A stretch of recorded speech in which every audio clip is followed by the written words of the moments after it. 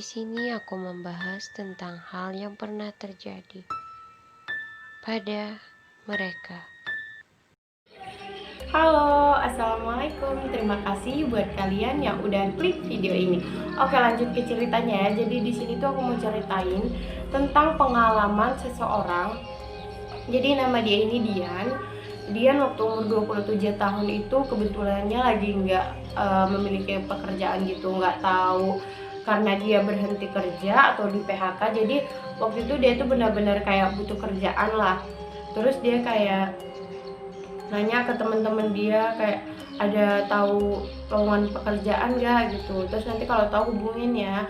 Terus beberapa hari mungkin atau beberapa minggu, intinya pokoknya temen dia itu hubungin si Dian, ngasih tahu kayak dia nih ada kerjaan ngerawat nenek-nenek, mau nggak gitu. Terus si Dian kayak ngomong gajinya berapa, si temennya ngasih tahu gajinya berapa gitu, nggak disebutin di ceritanya, tapi kalau menurut Dian itu tuh gajinya tinggi gitu loh untuk hal ngerawat nenek-nenek. Terus dia kayak oke, setuju gitu kan. Soalnya gajinya menarik banget. Oke, dia siap itu pergi kan. Si Dian ini dari Kediri, terus dia itu kerjanya ini di Bandung.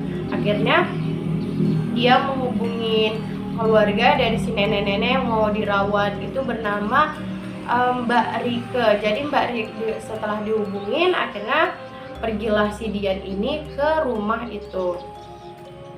Terus kayak Mbak Rika ngomong gini, ini Dian, pokoknya dia kenalin ke lingkungan rumah, terus dia kenalin sama nenek itu. Dan nenek itu dipanggilnya itu Eyang siapa sih? Eyang Mada, ya Eyang Mada.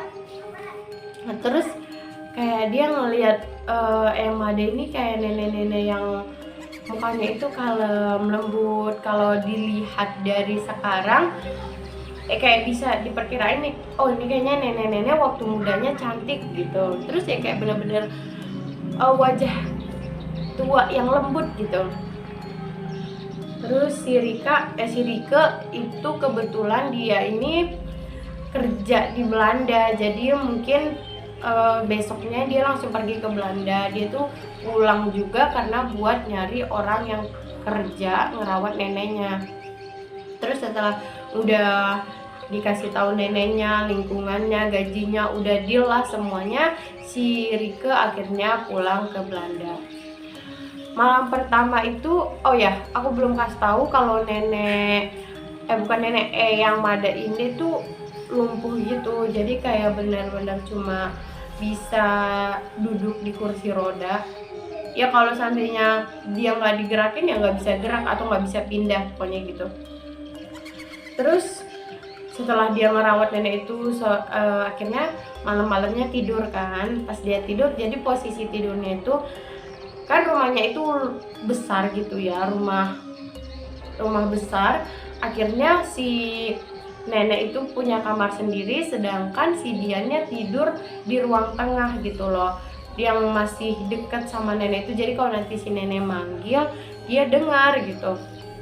Kayak yang kalau dia nanti dikasih kamar sendiri, takutnya dia nggak, soalnya kan rumahnya ini luas banget, takutnya nanti pas neneknya manggil si Rikenya nggak kedengeran. Jadi dia memutuskan untuk tidur di ruang tengah itu. Pas malam-malam nih jam 1, tiba-tiba si Rike kebangun, soalnya dia ngedenger ada baskom tapi yang terbuat dari kaleng itu loh, yang kalau jatuh prang gitu, itu jatuh gitu. Terus pas dia membuka matanya, dia ngeliat itu masih kan lampu di rumah itu udah mati ya, palingan ada cahaya-cahaya dari depan rumah gitu. Dia ngeliat kayak siluet Eyang Mada. Terus dia kayak, itu Eyang gitu. Di situ itu kan Eyang ini posisinya itu kayak pakai baju itu pasti terus-terusan gitu, kayak daster lah. Terus ya itu dia ngeliat Eyang Mada ini kayak ngebuka bajunya, terus jongkok di dalam baskom. Bukan jongkok dalam baskom, pokoknya dia jongkok kayak orang mau buang air kecil. Dia kayak masih ngeliatin, soalnya dia kan heran ya, soalnya dia taunya kalau Eyang Mada ini nggak bisa gerak, jangankan untuk berdiri, kayak untuk duduk sendiri aja nggak bisa. akhirnya dia ngeliatin aja. Cuma ya karena itu siluet, dia nggak bisa ngeliat mukanya gitu, dia kayak cuma, tapi dari kurus-kurusnya, dari, jadi yang Mada itu kurus banget, pokoknya kayak nenek-nenek gimana lah gitu, udah tua banget. Tapi dia kayak yang Mada apa enggak sih gitu. Setelah yang dia lihat itu selesai gitu, kayak buang air kecilnya, terus dia itu buang air kecil bukan di kamar itu loh. Jadi si sosok itu keluar pintu, kayak di depan pintu kamarnya itu, langsung di situ tuh buang air kecilnya, bukan di dalam kamar. Jadi si Dian ini bisa ngelihat pergerakannya secara jelas. Udah si sosok itu masuk lagi dan udah nggak ada suara apa-apa. Tapi si besok paginya ya udah dia ngerawat Eyang Mada lagi, terus nggak ada yang aneh gitu. Eyang Mada ya tetap kayak Eyang Mada yang ramah, nenek-nenek yang senyum baik gitu. Kalau untuk siang atau pagi pokoknya itu Eyang Mada biasa aja. Hari kedua nih, pas hari kedua itu jam 1 malam lagi si Dian ini kebangun. Pas dia kebangun, aku agak serem sih ngebayanginnya. Pas dia kebangun, tiba-tiba dia ngeliat Eyang Mada keluar dari kamar. Terus keluar dari kamar itu yang keluar ke pintu samping. Jadi di samping, jadi pokoknya pintu nih.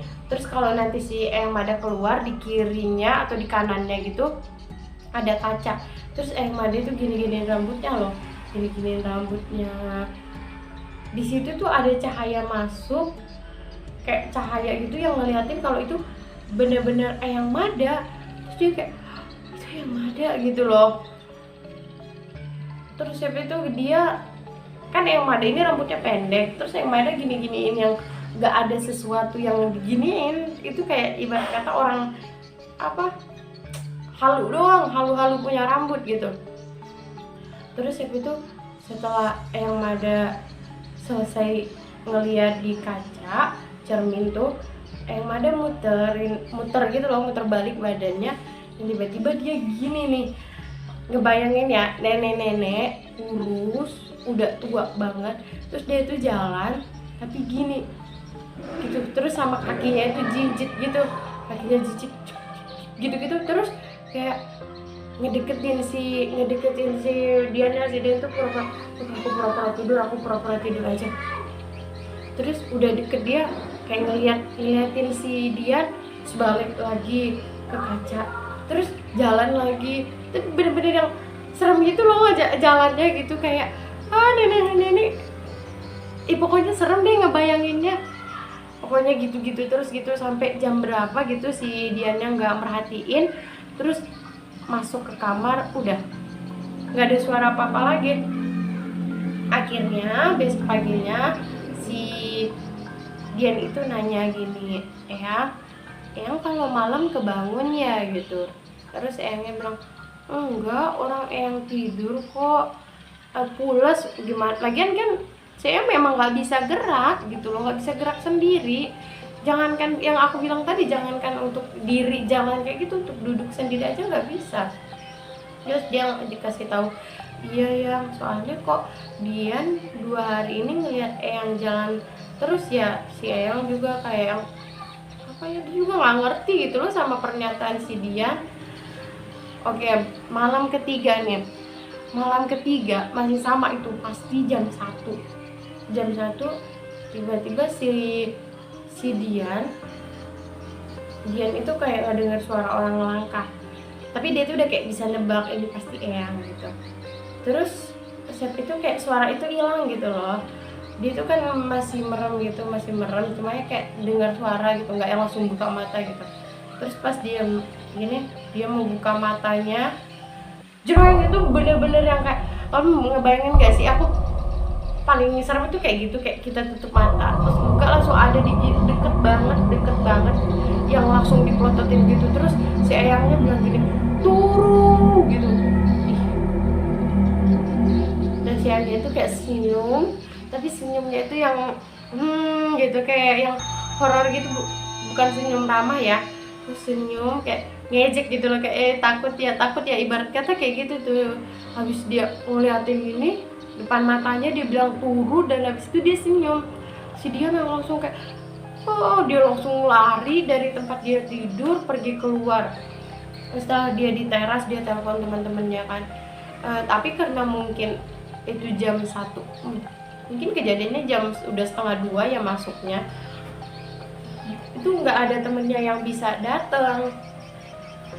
Nggak, dia bilang ayo dong temenin aku, temen-temennya bilang aduh kayaknya nggak bisa gitu, karena memang malam banget. Kayak untuk datang selarut itu tuh yang apa ya, aneh aja gitu. Temennya juga yang kayak aduh gimana gitu.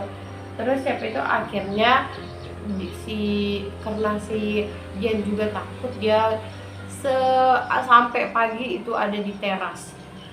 Setelah itu udah matahari ini udah mulai terbit, akhirnya dia ngeberaniin diri buat masuk, dan dia ngelihat Eyang itu lagi tidur di kamar waktu terakhir semalam dia naruh Eyang di kasur. Ya udah, terus akhirnya dia nelpon Mbak Rike, kayak aduh Mbak Rike maaf ya, aku nggak bisa lagi kerja di sini, nggak apa-apa deh, aku nggak usah digaji selama 3 hari ini gitu kan. Kayak baru 3 hari juga dia ngerasa kayak nggak usah digaji, aku nggak apa-apa, yang penting aku mau keluar dari pekerjaan ini, aku nggak bisa ngelanjutin Mbak gitu. Terus dia cerita, terus Mbak Rikenya kayak oke, Dian kamu boleh berhenti tapi tunggu saya pulang dulu ya gitu. Saya dalam 3 hari ini saya pulang deh gitu. Terus si Diannya kayak ya udah Mbak, saya izin bawa teman saya, soalnya kalau untuk sendiri lagi dia tuh udah nggak berani.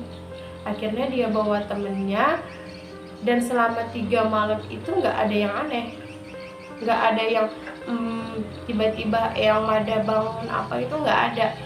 Terus akhirnya sesuai janjinya Mbak Rike, 3 hari kemudian dia pulang dari Belanda, dia ngobrol sama Dian.